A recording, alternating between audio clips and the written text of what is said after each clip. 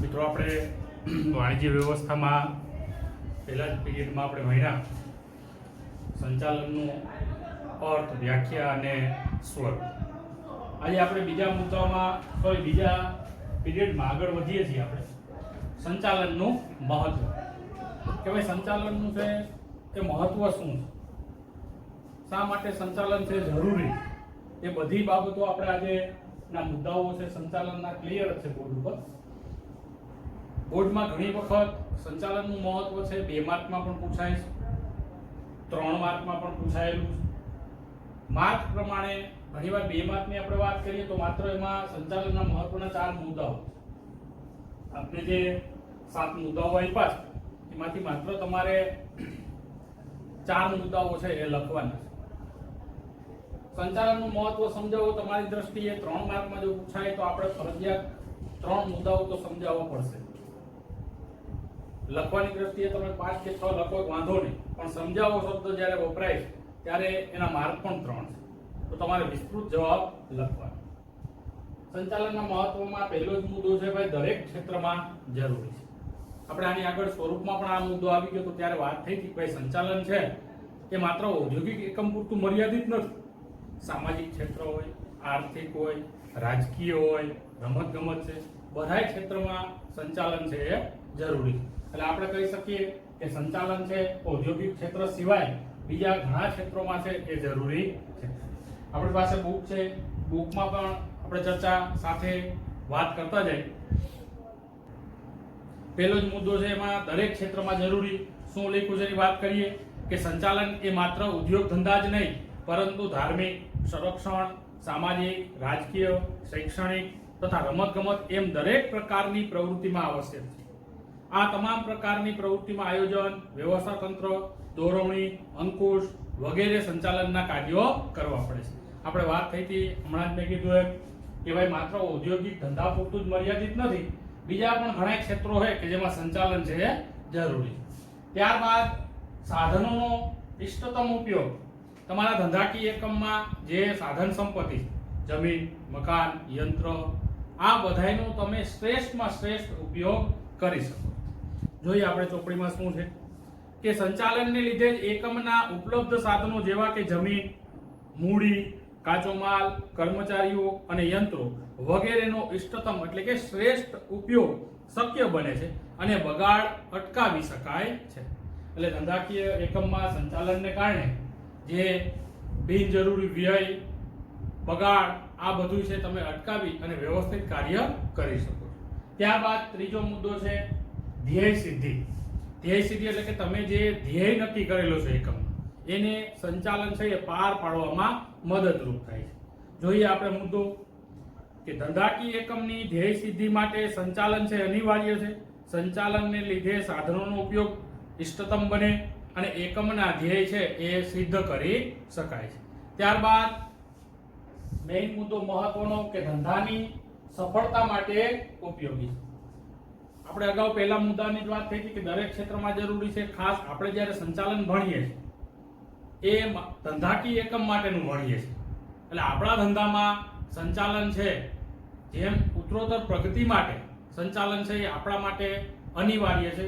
જે તમે ધંધો લઈને બેઠા હો, દાખલા તરીકે આપણે રિલાયન્સ ઇન્ડસ્ટ્રીઝની વાત કરીએ તો જામનગર ખાતે પણ એનું યુનિટ છે. તો મુકેશ અંબાણી રેસિડેન્સની વાત કરીએ આપણે તો એ મુંબઈ છે. તો ડેઈલી એને જામનગર આવવાની જરૂર નથી. જોવા મળે કે ભાઈ આપણે જામનગર વાળી રિફાઇનરી છે ચાલે છે, બંધ છે, જરૂરિયાત નથી. કેને કારણે? સંચાલનને કારણે. સંચાલન એના સ્ટેપ બાય સ્ટેપ એને માળખાઓ ગોઠવેલા છે. એટલે માત્ર વર્ષમાં 2 કે 3 વાર આવે છતાંય કોઈથી એવું નથી થયું કે ભાઈ હાલો યુનિટ છે માલિક નથી એવા તો આપણે બંધ કરી દઈએ. તો અહીંયા સંચાલન છે એ મહત્વનો ભાગ ભજવે છે. એ નથી છતાં પણ ધંધો છે એ વ્યવસ્થિત ચાલે છે. આપણે આગળના પાઠમાં વ્યવસ્થા તંત્ર ભણશું ત્યારે સ્ટેપ બાય સ્ટેપ માળખાઓ આવશે. રૈખિક, કાર્યાનુસાર, શ્રેણીક કે કઈ પ્રકારનું માળખું છે જે સંચાલન માટે આપણે માળખાઓ ગણીએ. સ્ટેપ બાય સ્ટેપ કોની જવાબદારી છે, કોણ જવાબદાર છે, કોનું ઉત્તરદાયિત્વ છે, સત્તા સોંપણી, આ બધાય મુદ્દાઓ છે આગળ આવશે. આપણે તો માત્ર અત્યારે ધંધાની સફળતા માટે ઉપયોગી છે એ મુદ્દાની સમજૂતી મેળવીએ. વાંચીએ જોઈએ કે ધંધાકીય એકમની સફળતામાં અન્ય પરિબળોની સરખામણીમાં સંચાલનનો ફાળો વિશેષ. સંચાલનની સફળતા કે નિષ્ફળતાનો આધાર કોની ઉપર છે? તો કે સંચાલન પર. નાના પાયાના ઔદ્યોગિક એકમો જો મોટા ઔદ્યોગિક એકમનું સ્વરૂપ ધારણ કરી શકતા હોય તો તેનો બધો જ શ્રેય કોને જાય? સંચાલન. કાર્યદક્ષ સંચાલનને કારણે જ ખોટ કરતા એકમો પણ નફો કરી શકે. એટલે સંચાલનને કારણે તમારું એકમ નાનું હોય, સ્ટેપ બાય સ્ટેપ તમે આગળ વધો તો એને વિસ્તૃત અથવા મોટું એકમ બનાવી શકો. ત્યારબાદનો મુદ્દાની આપણે વાત કરીએ કે રોજગારીની તકોમાં છે એ વધારો થાય છે. તમારો ધંધાકીય એકમનું કદ જો વિસ્તરે તો આપને ખબર છે કે એમાં કાર્ય કરવા માટે માણસોની જરૂરિયાત ઉદ્ભવશે. જેમ જેમ એકમનું કદ વધે એમ માણસોની જરૂરિયાત પણ વધે. એટલે તમે કહી શકો કે જેમ માણસો વધશે તો સમાજમાંથી શું મળશે બધા મિત્રો? માણસોને રોજગારી. એટલે જેમ એકમનું કદ વધશે એમ રોજગારીની તકોમાં પણ વધારો થશે. એકમનું કદ ક્યારે વધે? તમારું સંચાલન શ્રેષ્ઠ હોય તો એકમનું કદ પણ શું થશે? વિસ્તૃત થવાનું. જોઈએ મુદ્દો. જો સંચાલન કાર્યદક્ષ હોય તો કંપનીનો સ્વરૂપનો વિકાસ થાય જેથી રોજગારીની તકોમાં વધારો થાય. જ્યારે બિન કાર્યક્ષમ સંચાલનને કારણે કંપનીઓ બંધ પડે છે જેથી બેરોજગારીના પ્રમાણમાં પણ વધારો થાય. જો તમે સંચાલનમાં ધ્યાન નહીં આપો તો આમાં મુદ્દામાં આપણે વાત થઈ કે કંપની બંધ પણ કરવી પડે. એટલે સારું સંચાલન હશે તો ફરજિયાત તમારે એકમનું તો કદ વધશે, સાથે સાથે રોજગારીની તકોમાં પણ વધારો થશે. ત્યારબાદ સામાજિક લાભ. ધંધો છે એ સમાજમાંથી જ ઉદ્ભવે છે, સમાજમાંથી જ કમાય છે, ત્યાં જ વિસ્તરે છે. એટલે જેમ ધંધાની પ્રગતિ થશે એમ સમાજની પણ શું થશે મિત્રો? પ્રગતિ. આપણે સામાજિક જવાબદારી મુદ્દો 11મા ધોરણમાં ભણ્યા કે ધંધાની પણ અમુક મર્યાદાઓ અમુક નફાને આધારે જે સામાજિક જવાબદારી નક્કી કરેલી છે. 500 કરોડ રૂપિયા કુલ મૂલ્ય 1000 કરોડનું તો 2% તમારે સામાજિક જવાબદારી અદા કરવી પડે. એટલે જેમ ધંધાનું કદ વધશે એમ સમાજને પણ સારા પરિણામો મળશે. એટલે આપણે કહી શકીએ કે શ્રેષ્ઠ સંચાલન અથવા સારા સંચાલનને કારણે સામાજિક લાભ પણ થશે. મુદ્દો શું કે જોઈએ? દરેક એકમ સમાજમાં રહીને સમાજ માટે જ પોતાની કામગીરી કરે, સમાજના સાધનોનો ઉપયોગ કરી સમાજમાં વસતા લોકોના લાભાર્થે પોતાની કામગીરી કરે. ધંધાની સફળતા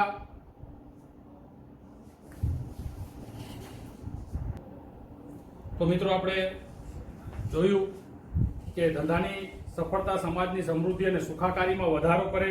ધંધાકીય એકમો અનેકવિધ વસ્તુઓ અને સેવાઓનું ઓછી પડતરે ઉત્પાદન કરે, સમાજને વ્યાજબી કિંમતે વસ્તુઓ પૂરી પાડે, પરિણામે સમગ્ર સમાજનું કલ્યાણ થાય. ત્યારબાદનો મુદ્દો છે રાષ્ટ્રીય હેતુ.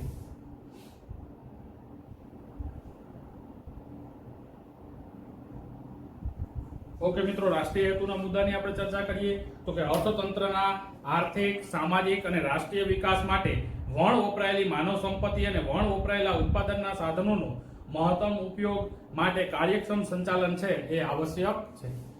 જ્યારે વિકસિત દેશો, અલ્પ વિકસિત અને વિકાસશીલ 3 દેશોની આપણે અહીંયા તુલનાઓ છે. વિકસિત દેશોમાં મહદઅંશે સામાજિક કુદરતી સંપત્તિ છે એમાં શ્રેષ્ઠ સંચાલનને કારણે વધુને વધુ એનો ઉપયોગ કરતા હોય છે. એટલે એના દેશના લોકો છે આર્થિક રીતે વધુ સમૃદ્ધ. વિકાસશીલ દેશોમાં જે વણ વપરાયેલી આવી કુદરતી સંપત્તિઓ પડેલી હોય છે એના ઉપયોગ માટે નવી મશીનરીઓ એની પાસે હોતી નથી. તો સંચાલનને કારણે આવી જે કુદરતી સંપત્તિઓ છે એનો શ્રેષ્ઠ ઉપયોગ કરી તમે રાષ્ટ્ર નિર્માણમાં પણ અથવા રાષ્ટ્રીય હેતુ માટે પણ તમે એનો ઉપયોગ કરી શકો છો.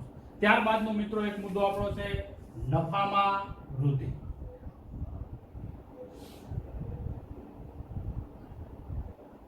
પોઈન્ટમાં થોડીક આડાવડું બની શકે કે સ્ટેપ બાય સ્ટેપ હાલતા હોય વચ્ચે આ નફામાં વૃદ્ધિ છે એ આપણે લાસ્ટમાં રાખ્યું કે ભાઈ સારા સંચાલનને કારણે એકમનું કદ તો વિસ્તરે છે, સાથે સાથે આપણા નફામાં પણ શું થશે ભાઈ? વૃદ્ધિ. નફો છે એ ધંધાકીય એકમની સફળતાનો શું છે? માપદંડ. તમે જ્યારે મુદ્દો જોશો ચોપડીમાં હમણાં આપણે વાત કરીએ ત્યારે 1 માર્કના પ્રશ્નમાં પણ ઘણીવાર પૂછાય કે ભાઈ ધંધાની કાર્યક્ષમતા અને સફળતાનો માપદંડ શું? તો કે નફો. તો વાંચીએ પહેલા કે ધંધાકીય એકમ સામાન્ય રીતે નફાના હેતુથી કાર્ય કરે છે. કાર્યક્ષમ અને કુશળ સંચાલકો પોતાની આગવી સૂઝ અને આવડત દ્વારા ઉપલબ્ધ સાધનોનો કરકસર પૂર્વક મહત્તમ ઉપયોગ કરી મહત્તમ નફો મેળવી શકે છે. આથી યોગ્ય રીતે જ કહેવાયું છે કે નફો જ ધંધાની કાર્યક્ષમતા અને સફળતાનો માપદંડ છે. એટલે ઘણીવાર 1 માર્કના પ્રશ્નમાં પણ આ પોઈન્ટમાંથી મુદ્દો મળે છે આપને કે ભાઈ ધંધાકીય એકમની કાર્યક્ષમતા અને સફળતાનો માપદંડ શું? તો કે નફો. તો કાર્યક્ષમ સંચાલનને કારણે નફામાં તો વૃદ્ધિ થવાની જ, જેથી કરી તમારું એકમ છે એ વિસ્તરે, નફો વધે, છેલ્લે લાભ તમને અને સમાજને મળે. તો આ રીતે મિત્રો આપણે સંચાલનનું મહત્વ છે સ્ટેપ બાય સ્ટેપ 7 કે 8 મુદ્દાઓ છે એ જોયા આપણે. ફરી એક વારથી બધાનું આપણે પુનરાવર્તન કરી લઈએ કે ભાઈ સંચાલનનું મહત્વ તો કે દરેક ક્ષેત્રમાં જરૂરી, સાધનોનો શ્રેષ્ઠ અથવા ઇષ્ટતમ ઉપયોગ, ધ્યેય સિદ્ધિ માટે સંચાલન જરૂરી, ધંધાની સફળતા માટે ઉપયોગી, રોજગારીની તકોમાં વધારો, સામાજિક લાભ, રાષ્ટ્રીય હેતુ અને નફામાં વૃદ્ધિ. આ રીતે સ્ટેપ બાય સ્ટેપ મુદ્દાઓ છે તમારે 2 કે 3 માર્કમાં પૂછાય કે ભાઈ સંચાલનનું મહત્વ છે એ તમારા શબ્દોમાં સમજાવો. ઓકે મિત્રો, તો આ પ્રશ્ન આપણે ક્લિયર, તમે વાંચશો એટલે ક્લિયર થઈ જશે. અને જે આપણે રૂટીન અગાઉના લેક્ચરમાં પણ કીધું હતું કે લેસનમાં છે એ 2 વખત ફરજિયાત લખવાનો છે. જ્યારે તમે મુદ્દાઓની અંદર લખો છો ત્યારે તમારા શબ્દોમાં ચોપડીમાં છે વાંચી લેજો કે ભાઈ દરેક ક્ષેત્રમાં જરૂરી છે, તમે તમારા શબ્દોમાં પણ વ્યક્ત કરી શકો કે ભાઈ સંચાલન છે એ કઈ રીતે દરેક ક્ષેત્રમાં જરૂરી છે, ક્યાં ક્યાં બીજા અન્ય ક્ષેત્રો છે, તમારા શબ્દોમાં તમે આરામથી લખી શકો. એવું નથી કે પાઠ્યપુસ્તક છે એને આપણે જડ રીતે વળગી દઈએ. તમારા શબ્દોમાં જ્યારે સમજાવવો છે તો તમારે જે તે મુદ્દાને અનુરૂપ તમે તમારા શબ્દો છે એ વ્યક્ત કરી શકો. ત્યારબાદનો હવેનો જે નેક્સ્ટ આપણે પ્રશ્ન ભણવાના છે કે ભાઈ સંચાલન છે એ એક વિજ્ઞાન છે, સમજાવો. ઘણી વખત 2 માર્કના પ્રશ્નમાં પૂછાય કે ભાઈ સંચાલન છે એ વિજ્ઞાન છે, સમજાવો. એમાં તમારા જ શબ્દો મહત્વના છે. આપણે ચોપડીમાંથી પણ વાંચશું અને આપણે એ રીતે અહીં 2 કે 3 પોઈન્ટ મેં લખ્યા છે કે મિત્રો એમાં વિજ્ઞાનની આપણે વાત કરીએ તો કે ભાઈ વિજ્ઞાન એટલે શું છે? વિજ્ઞાન એટલે વ્યવસ્થિત અને વિશિષ્ટ પ્રકારનું જ્ઞાન કે જે કોઈ ચોક્કસ નિયમોને આધારિત હોય. ત્યારબાદ વિજ્ઞાન વ્યક્તિને જાણવાનું શીખવે છે. સંચાલનમાં વિજ્ઞાનના લક્ષણો જોવા મળે છે. જોઈએ આપણે ચોપડીમાં શું શબ્દો કહેવા માંગે છે. વિજ્ઞાન એટલે વ્યવસ્થિત અને વિશિષ્ટ પ્રકારનું જ્ઞાન જેમાંથી નિયમો અને સિદ્ધાંતો તારવી શકાતા હોય અને કાર્યકારણનો સંબંધ છે સ્થાપી શકાતો હોય તેને વિજ્ઞાન કહેવાય. એટલે ઘણીવાર મિત્રો 1 માર્કના પ્રશ્નોમાં પણ પૂછાય કે ભાઈ વિજ્ઞાન એટલે શું? તો કાંઈ આપણે આપણા શબ્દમાં લખવાનું વિજ્ઞાન એટલે વ્યવસ્થિત અને વિશિષ્ટ પ્રકારનું જ્ઞાન કે જે કેટલાક નિયમો અને સિદ્ધાંતો આધારિત હોય છે. સંચાલનમાં પણ વિજ્ઞાનના લક્ષણો જોવા મળે છે જેવા કે વ્યવસ્થિત જ્ઞાન, સર્વવ્યાપકતા, કારણ અને અસરનો સંબંધ, હકીકતો, વિશ્લેષણ અને પ્રયોગોનો આધાર, નિયમોની ચકાસણી વગેરે. સંચાલનને વિજ્ઞાનની જેમ જ પોતાના આગવા સિદ્ધાંતો છે. આ સિદ્ધાંતો દ્વારા માનવ, યંત્રો, મૂડી, પદ્ધતિ વગેરેનો યોગ્ય ઉપયોગ કરવામાં આવે છે. આમ સંચાલન છે એક વિજ્ઞાન છે. ડોક્ટર જ્યોર્જ આર ટેરી જણાવે છે કે વિજ્ઞાન વ્યક્તિને જાણવાનો શીખવે છે. જેમ વિજ્ઞાનમાં મિત્રો આપણે વાત થઈ કે સિદ્ધાંતો છે, નિયમો છે, એવા જ સંચાલનના સિદ્ધાંતો છે. આપણે નેક્સ્ટ આગળના ચેપ્ટરમાં ભણશું કે ભાઈ હેનરી ફેયોલના છે એ સંચાલનના સિદ્ધાંતો સમજાવો. રૈખિક સાંકળનો છે, સત્તા જવાબદારીનો સિદ્ધાંત. એટલે આપણે એમ કહી શકીએ કે સંચાલન છે એ પણ એક પ્રકારનું વિજ્ઞાન છે. તો મિત્રો આપણે વાત થાય એમાં 2-3 મુદ્દાઓ છે કે ભાઈ વ્યવસ્થિત અને વિશિષ્ટ પ્રકારનું જ્ઞાન કે જે કેટલાક સિદ્ધાંતો ઉપર આધારિત હોય, વિજ્ઞાન વ્યક્તિને જાણવાનું શીખવે છે. સંચાલનમાં પણ વિજ્ઞાનના લક્ષણો જોવા મળે. ત્યારબાદ એની વાત કરીએ તો કે આ સિદ્ધાંતો દ્વારા માનવ, યંત્રો, મૂડી, પદ્ધતિ વગેરેનો ઉપયોગ કરવામાં આવે. તો ભાઈ સંચાલનમાં વિજ્ઞાનના બીજા કયા કયા લક્ષણો જોવા મળે આપણે બોર્ડ ઉપર લખીએ તો કે ભાઈ વ્યવસ્થિત જ્ઞાન,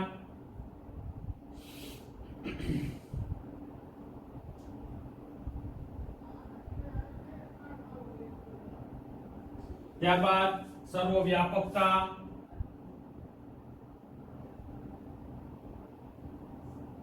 કારણ અને અસરોનો સંબંધ,